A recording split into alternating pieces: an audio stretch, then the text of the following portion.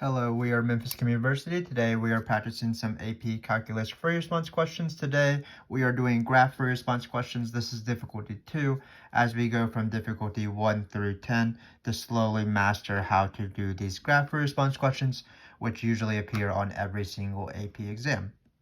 So if you watched difficulty number 1, I applaud you. Thanks for your support. But there's sort of two kind of graph free response questions, broadly speaking. The first one is sort of what we did in our first question, or difficulty number 1 video, if you watched that. And basically what happens is all your questions are going to be on F, but they give you a graph of F prime. Today we're going to be doing the second type of graph response questions where the integral is given g of x, and then there's a graph of F, but if you know the fundamental theorem of calculus, the second half, the derivative of g is equal to f. So it's sort of the same sort of information, except the integral is already provided in this case. So we're actually not going to be doing fundamental theorem of calculus part 1, where we have like something plus the integral, where the integral is area. We are just going to start off with the integral, so we don't have to come up with an integral, if that makes sense. So let's get started. When we get to the g prime and g double prime values, I will allude a little bit more to what needs to be done in those cases. But here we have this pretty simple graph. Not my best drawn graph, so hopefully you can tell what's going on. This is a semicircle or semicircle, however you pronounce it, of radius 2. This is just a line segment. I did put some points here to make sure that you know what's going on. So it looks like we go from -5 to 6 in this function. So let's start with this first question. So the first question is just find g of -5 and g of 6. Similar to difficulty number 1, you might be asking, well, why are they telling me to do this question twice? What is there to be gained out of it? So let's explore why this is the case. So in this case, remember this is g of x. We can write it on the side here. So g of x is equal to the integral of 0 to x f of t dt. So this number 0 is an important number. It's not always 0. Keep in mind, sometimes it's just 1 or 2, but in this case it is 0. And when we're plugging in these numbers, what we're doing is we're plugging in just the number into the integral and not to the function. So in this case, we have 0 to 6 ft dt. And then for the bottom one, we have 0 to -5 f of t dt. So you're going to see a lot of integrals on the calculus exam. Most of the time, you might be taking an antiderivative to find the integral. Sometimes you use a calculator. That's the best time, of course. Sometimes you approximate with a Riemann sum. And then when you have a graph, what you do is you find the area under the curve, or really the more precise way is to find the area between the function and the x-axis. So here, we're going to be doing areas to compute these integrals. No need to take antiderivatives here. But notice that there's a slight difference between these integrals. In this case, we have the better case, which is just a normal integral where the bottom number is the smaller number and then the top number is the bigger number. We like this case because in this case, all we're going to do is we're just going to find area.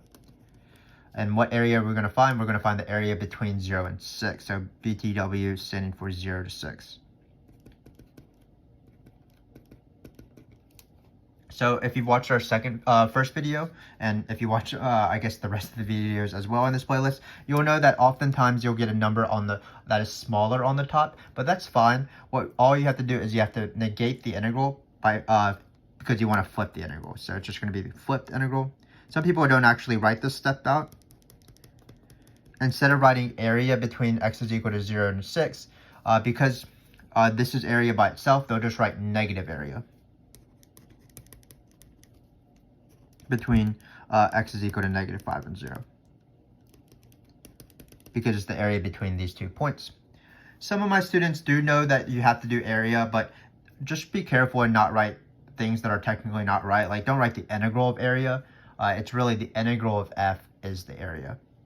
So as we do these areas, just like normal, we're going to be careful with parentheses and negatives and things like that. So let's first find this area between 0 and 6.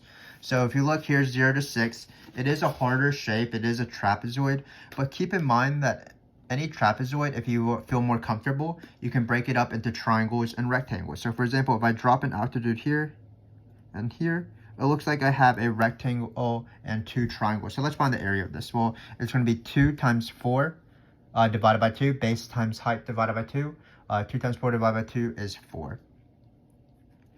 This triangle is going to be the same area because it's 2 and 4 as well. And then this is a rectangle, 2 times 8. Sorry, 2 times 4. 2 times 4, which is equal to 8. So the total area will be 4 plus 4 plus 8. That's going to be 16. Not too bad of a question. This area is a little bit trickier.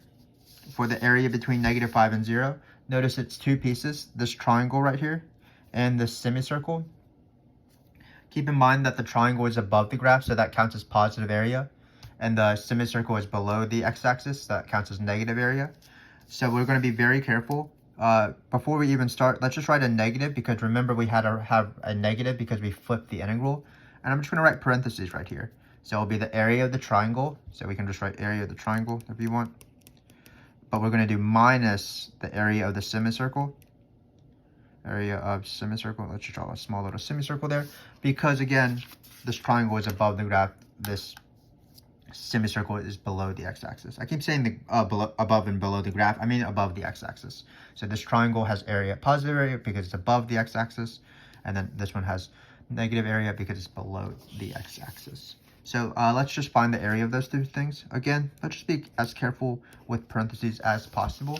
So the area of the triangle, it looks like it's going to be 1 and 3 tall because it says it's height 3. So 1 times 3 is 3, divided by 2 is 3/2.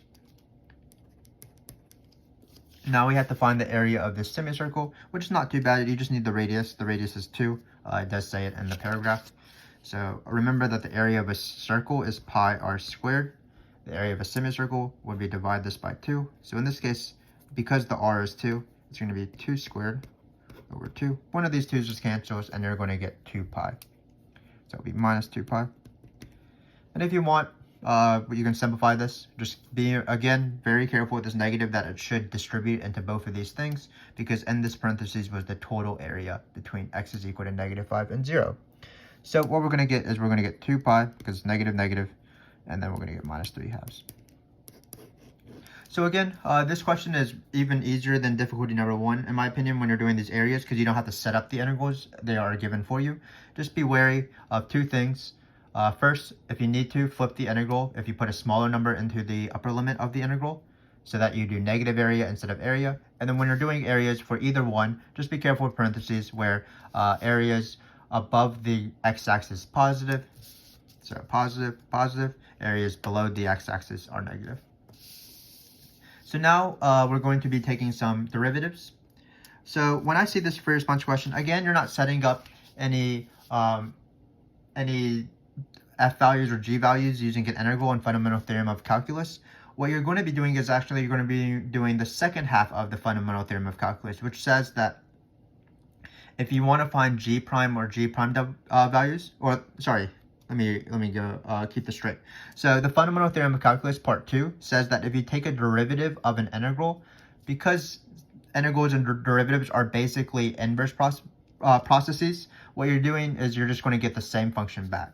So when I want to take this derivative, the derivative of this integral, you just plug in the x. So it's just going to be f of x. Keep in mind that in some of the questions on the multiple choice, this could be like x squared, for example, and then you would have to do the chain rule. So if this were x squared, the derivative would be f of x squared times 2x, the derivative of the inside. But I also need to find eventually g double prime values, so I'm going to take g double prime. And then this is going to be f prime of x, which is great. So again, how do we find g values from part A? We use areas. How do you find g prime values? Well, g prime is this graph because g prime equals f, which means we are going to just be finding y values. So it's a little bit weird. G prime values are going to be used to find, are going to be found using y values, but that's because g prime equals f. And similarly, g double prime is equal to f prime. How do you find f prime values from this graph? That's going to be the slope. Great. So let's do that right here. So in this case, we're first finding g prime of 5 and g double prime of 5. So 5 looks like it's on this point right here. If you're not comfortable with points that are not given or are not on the axes, definitely not anything to be shameful of.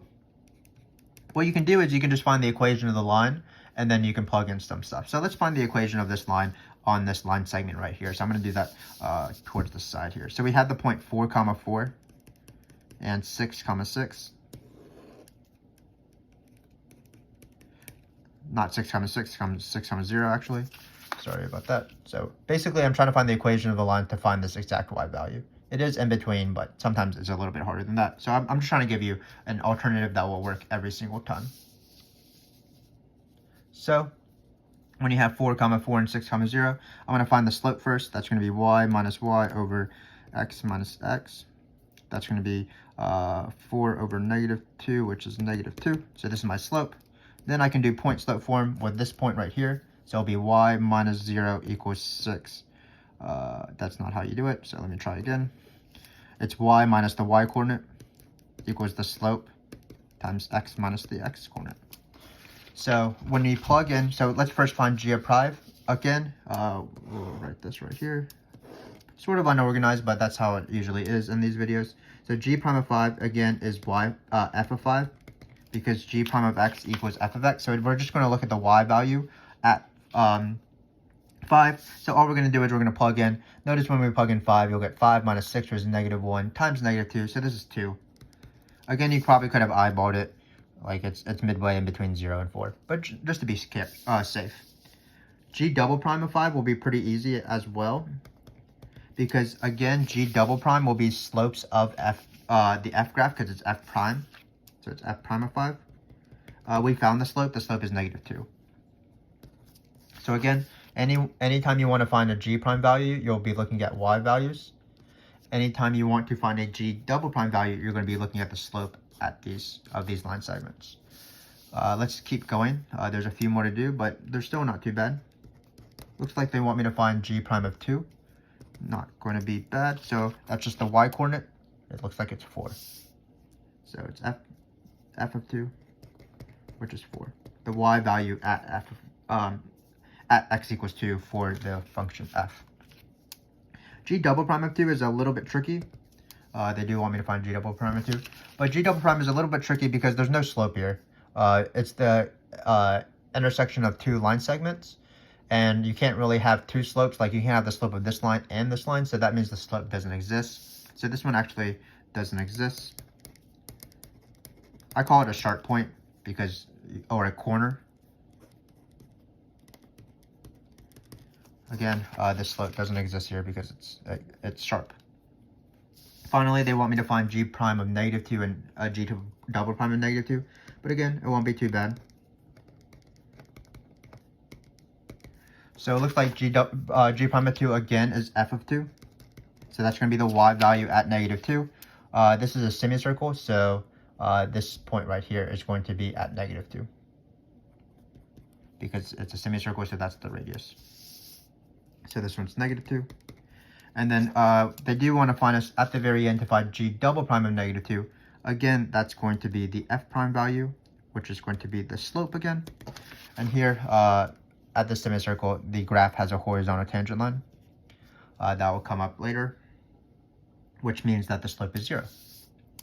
Because horizontal means you have slope 0. So we did all these values. They're not going to ask you 6 values, obviously. They're probably going to just ask you 2 or 3, maybe even 1. But just focus on sort of these rules right here. What I encourage my students to do is when they see this integral, when it's this kind of graph for response, before you even look at the graph, just write these rules down. G prime is equal to f, so I'm going to need some y values. G double prime is equal to f prime, so I'm going to need some slope values. So when they ask you g, you're ready to do areas as carefully as possible. And then when you're ready to find g prime values, you're looking at y values. And then when you're looking for g double prime values, you're looking at the slope of f at those points. Sometimes be careful because the points aren't exactly what they seem if they're not sort of labeled. But those questions, pretty typical questions on these free response questions. Now we have the shapes of curves stuff.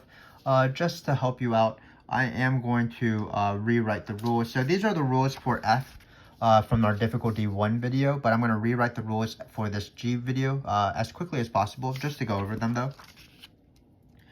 Sorry, there's a back to this, so I'm going to get some other sheet of paper. Let me try to, the technology in our videos is pretty high. Let's take this sheet of paper.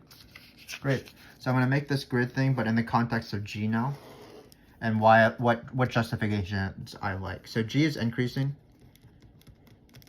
Because the graph is of f prime, let me see where my graph is. Or, sorry, because the graph is of f, I want to refer to f as much as possible. So all the justifications are going to be G prime equals f, G prime equals f, G prime equals f. So in this case, G is increasing when G prime equals f is positive. Same thing with decreasing, but the reverse.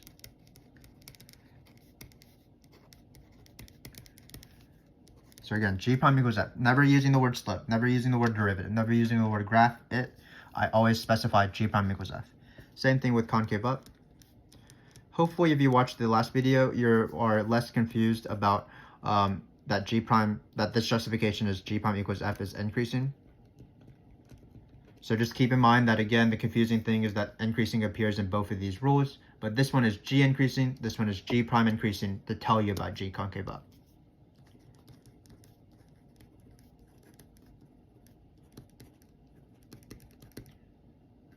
And similarly, the rule for concave down is decreasing. G prime equals f is decreasing. Let's write the rules for relative min and max, or local min or max. So G has a local min. That's when you go downhill and uphill, so that's when G prime equals f. Again, always writing G prime equals f. Goes from negative to positive. G has a local max when G prime equals f. Goes from positive to negative. And then finally, you have inflection points. So G has an inflection point. INFPT standing for inflection point. When G prime equals f, goes from increasing to decreasing. So we'll just write, we're struggling here. I'm going to try to squeeze in the word increasing to decreasing, or decreasing to increasing. And notice, like, I'm not using any thoughts here because I just have these rules so well in my mind, if that's a phrase, because I know they're important, and it's just so easy to work with them if you have them straight in your mind, like if you really know them. So when I write this grid out, it doesn't take me very long because I know the rules so well. But let's take our graph right here, and let's just answer some of these questions just verbally, and then we will actually answer the questions that I have prepared. So let's answer increasing and decreasing. So G is increasing when G prime equals f is positive. That's going to be from here to here and here to here because it's above the x-axis. G is decreasing when G prime equals f is negative. That's going to be from here to here on the semicircle. G is concave up when G prime equals f is increasing. So it's going to be from here to here, increasing. G is concave down when G prime equals f is decreasing. That's going to be from here to here and from here to here. These from 2 to 4, G prime equals f is stable, so it's not either concave up or concave down. That's basically it, right? So remember that sometimes they combine the rules. So let's just say we want G is decreasing and concave up. Well, G is decreasing when G prime equals f is negative, so from here to here. And then G is concave up when G prime equals f is increasing. So that answer would be just -2 to 0, where it's negative, where G prime equals f is negative and going up. So again, you can just ask these sort of questions every single time when you see one of these graphs, and it should be a pretty easy process. You're just banging them out, boom, boom, boom, boom, boom, with these rules. But for now, let's do the question. It says, find the x-coordinate where the graph, I believe that this should say the graph of G, has a horizontal tangent line. Characterize each as a local min, local max, or neither. Justify your answer. So let's first answer this first question. Well, a tangent line is important because its slope is the derivative. That's the word tangent. And then here, the horizontal is important because you want the slope to be 0. So we can write this in complete sentences, I guess. G has a horizontal tangent line.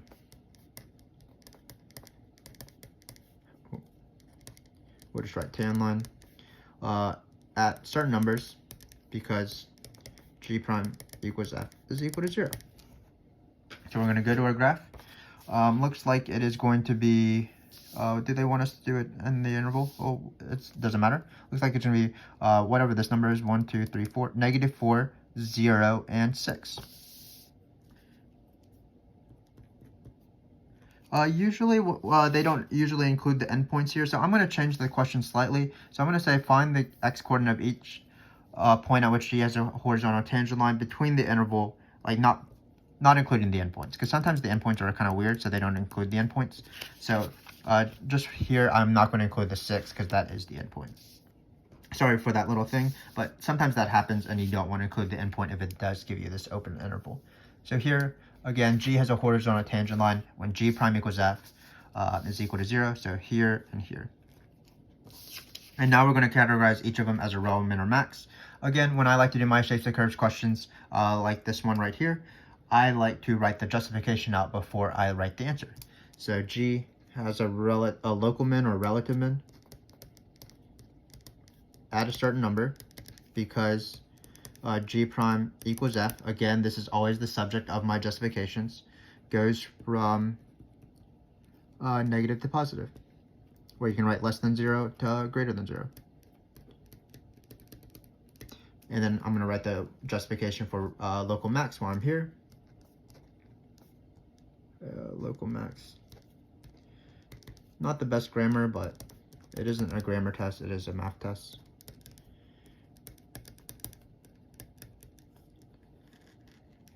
Goes from positive to negative. Hopefully this doesn't bleed into the next question. So that's the justifications. Now let's look at our graph. Again, we're looking at this number. So notice G prime equals F is positive, then negative. So you're running uphill and then downhill. So this is going to be our local max. So this is our local max, is x is equal to -4. And then here, G prime equals F goes from negative to positive. So on our G graph, we would be going downhill, downhill, and then uphill. So that's going to be at 0. Again, we're not going to consider these this 6 because we sort of restricted our interval. So this is it. Not too bad. Again, G prime equals local min, G prime goes from positive to negative. Local max, G prime equals F, goes from negative to positive. Finally, we have inflection points, which again are not too bad. Inflection points are when, let's write the justification first. So G has an if point, we'll just write if point for fun, at certain numbers, because G prime equals F goes from increasing to decreasing. So perhaps the most annoying things about these questions is just writing these justifications because you have to write sentences. But if the most annoying thing is just writing a lot, I don't mind too much because sometimes in math I struggle and I'd rather just know stuff than not know stuff. So I don't mind writing too much. And then we will say the same thing for decreasing to increasing.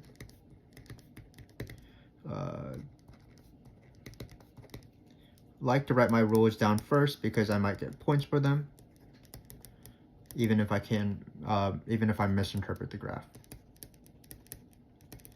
Always nice to get points when you can. So here we're going to look for where G prime equals F goes from increasing to decreasing. So in this case, we didn't need to write it because there's no inflection points.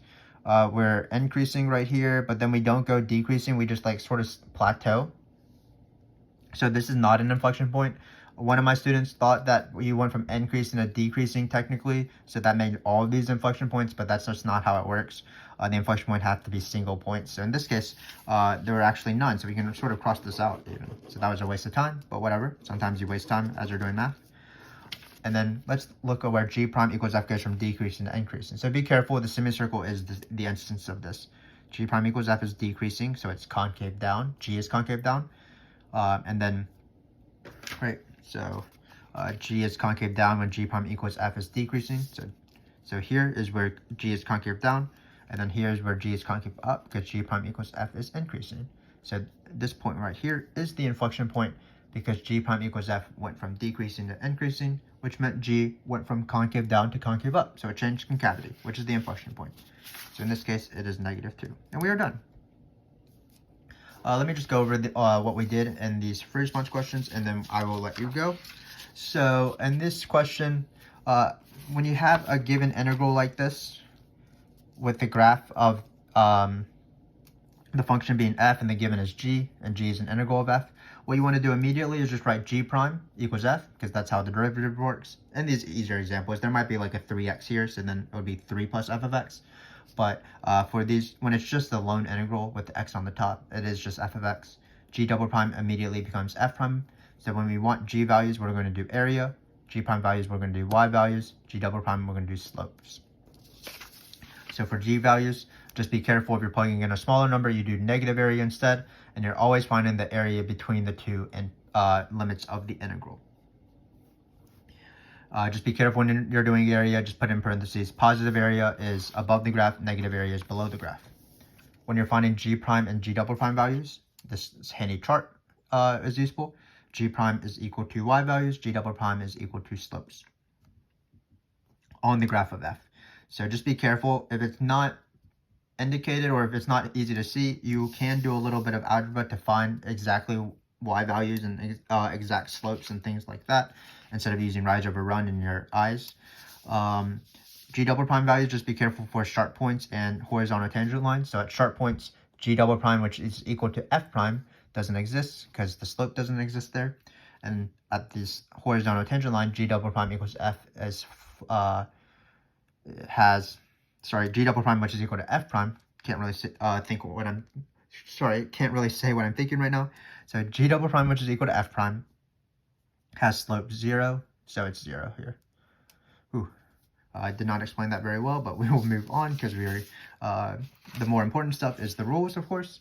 So we didn't ask any of these rules, but they can be asked. Let's just briefly go over things again. G is increasing from here to here, g prime is positive. G is decreasing over here to here, g prime is negative.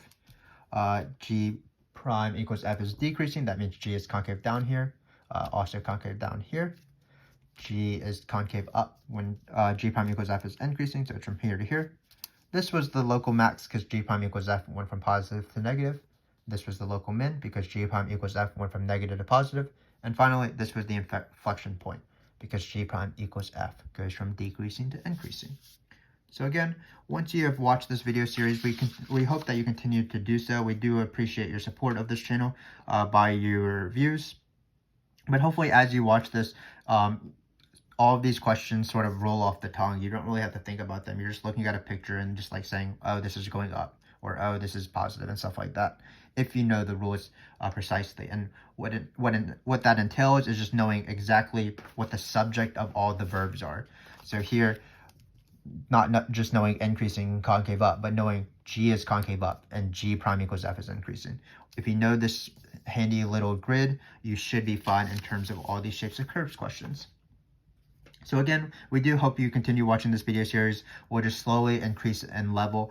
This is sort of the basic level of a free response question where the given is an integral, and then we'll just have a little bit more complicated questions sprinkled throughout. But again, the most important thing is just doing these areas right. G prime is equal to y values, g double prime is equal to slopes, and of course the rules that are never changing, that I try to hammer in to my students as quickly as possible, so that they never forget it and that they're very comfortable when they do these free response questions. But thanks again for watching, and I hope to see you later on in this series. I am going to go eat lunch, and I hope that you enjoy your lunch as well. Thank you very much.